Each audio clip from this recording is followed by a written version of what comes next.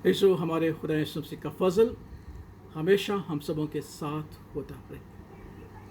यीशु हम सब जानते हैं कि खुदावंद ने ये कायनात बड़े प्यार से बनाई थी। इस कायनात में उसने धरती पर ज़िंदगी को पैदा किया और इस ज़मीन पर उसने आदम को अपनी शबीह और अपनी सूरत पर बनाकर कहा बहुत अच्छा है। उसने इंसान से मोहब्बत की, उसे इख्तियार बख्शा। लेकिन हम जानते हैं कि वक्त के साथ साथ परिणो इंसान बदी में गिरता गया। पैदाइश के छठे बाब में खुदा का पाक कलाम सिखाता है कि इंसान की बदी इस कदर बढ़ गई थी कि खुदावंद ने इंसान को बनाने के हवाले से अपने दिल में गम किया और नहायत मलूल हुआ कि जिसे उसने अपनी शबीह और अपनी सूरत पर बनाया था वो इस कदर बदी में गिर गया। उसके दिल के तसव्वुरात और ख्यालात इतने बुरे हो गए। तब खुदावंद का गज़ब भड़का और उसने अपनी अदालत में यह इरादा किया कि वो धरती से इंसान को बल्कि तमाम जानदारों को रोए ज़मीन से मिटा डालेगा। ऐसी बदी और ऐसी बुराई में पैदाइश का छठा बाब हमें सिखाता है कि एक शख्स था जो खुदावंद की नज़र में मकबूल हुआ और वो लूत। इसो आज भी ये दुनिया खुदा के गज़ब के तहत है। आज की दुनिया की बुराइयां भी जो है इस कदर बढ़ गई हैं, खुदावंद मालूल करता है, गम करता है और उसका गज़ब भड़का हुआ है। रोमियो उसका पहला बाब उसकी 18वीं आयत से लेकर 32वीं आयत में हम देखते हैं कि खुदावंद का पाक कलाम सिखाता है कि खुदावंद का गज़ब दुनिया की बेदीनी और नाराज़गी के सबब से भड़का हुआ है कि दुनिया ने खुदा को जान लिया लेकिन उसके लायक उसकी हम तो सना नहीं करते, उसकी परस्तश नहीं करते, बल्कि बातिल ख्यालात में पड़े। और फिर आज के दौर की बुराइयों को खुदावंद का पाक कलाम बयान करता है। वह कहता है कि उनके दिल इतने खुदावंद से दूर हो गए हैं कि अपने बदलों की बेहुरमती करते हैं और खुदा के जलाल को बदल कर परिंदों और जानवरों की सूरत में ढाल देते हैं। गंदी शहवतों में गिर गए हैं। मर्द से रुस्याही करते हैं और औरत अपने तबाही काम को बदल रही है।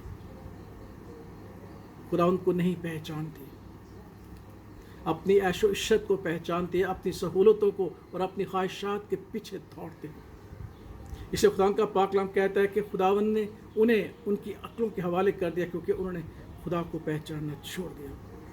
बस हर तरह की नाराज़गी, बदी, लालच, बदखाई से आज की दुनिया भरी हुई है। हसद, कीना, झगड़ा, मकारी, बुक्स, अहद शिकन, मोहब्बत से खाली, माँ बाप के नाफरमान, बेवकूफ़ बनकर अहद शिकन, मोहब्बत और तबई मोहब्बत से भी खाली।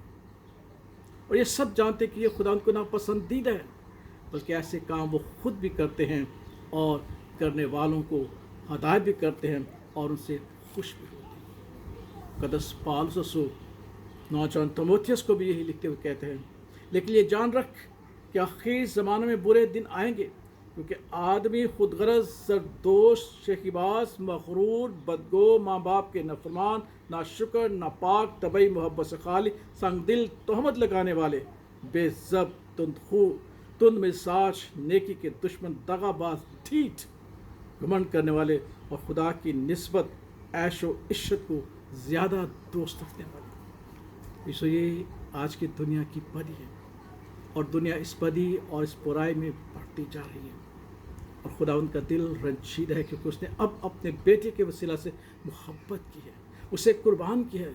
इसलिए खुदावंद का दिल नहायत गमगीन है और उसका गज़ब इस दुनिया पे भड़कने को है। उसकी सच्ची अदालत इस दुनिया पर ज़ाहिर होने वाली है। ऐसो पैदाइश के छठे बाब में हम देखते हैं कि इतनी ज़्यादा बुराई के बाइस जब खुदा का दिल मालूल हुआ, उसने गम किया, नूह खुदा की नज़र में मकबूल ठहरा। और उसकी वजह क्या थी?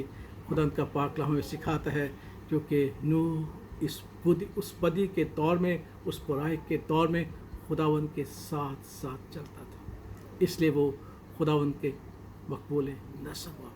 और पूरी दुनिया में धरती पे सिर्फ एक शख्स खुदावंद के साथ साथ चलता था। आज इस बात को याद रखेगा कि जब दुनिया में एक बार फिर इतनी बदी है, इतनी बुराई है कि खुदावंद का दिल मालूल करता है अपने बेटे के वसीला से کہ جس نے اسے ہمارے لیے قربان کر دیا اور ہم نے اس کے بیٹے کی قدر نہیں جانی، تو خدا کا دل کتنا زیادہ غمگین ہے اور کتنا غضب اس کا بھڑکا ہوا ہے۔ آج بھی دنیا میں ایک شخص ہو سکتا ہے جو خداوند کے ساتھ ساتھ چلتا ہو اور اس آنے والے غضب سے محفوظ رہے اور اپنے خاندان کو محفوظ رکھے، جس طرح نوح نے اپنے خاندان کو محفوظ رکھا۔ ممکن ہے آج وہ شخص آپ ہوں، آج وہ شخص میں ہوں۔ اس بات پر غور کیجیے گا، کیونکہ ایک ہی شخص ہے جو خداوند کے غضب سے محفوظ رہا اور دنیا کی بدی سے اور برائی سے اپنے آپ کو محفوظ رکھتا رہا، صرف ایک بات پر کہ وہ خدا کے ساتھ ساتھ چلتا رہا۔ آج مجھے اور آپ کو یہ سوچنا ہے، کیا میں خداوند کے ساتھ ساتھ چلتا ہوں؟ اور اگر میں چلتا ہوں تو شاید میں ہی وہ واحد شخص ہوں جو خداوند کے عمل غضب سے اپنے آپ کو اور اپنے گھرانے کو محفوظ کر سکتا ہوں۔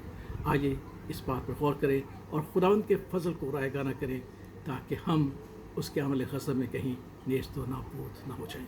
اس لیے مقدس پالوس کہتا ہے کہ جو فضل تم پر وہ ہے اسے رائے گاہ نہ کریں، شاید وہ نوح، وہ ایک شخص میں اور آپ ہو سکتے ہیں۔ خدا اس کلام کے حوالے سے ہمیں برکت اور سلامتی اور فہم اور سمجھ عطا فرمائے، آمین۔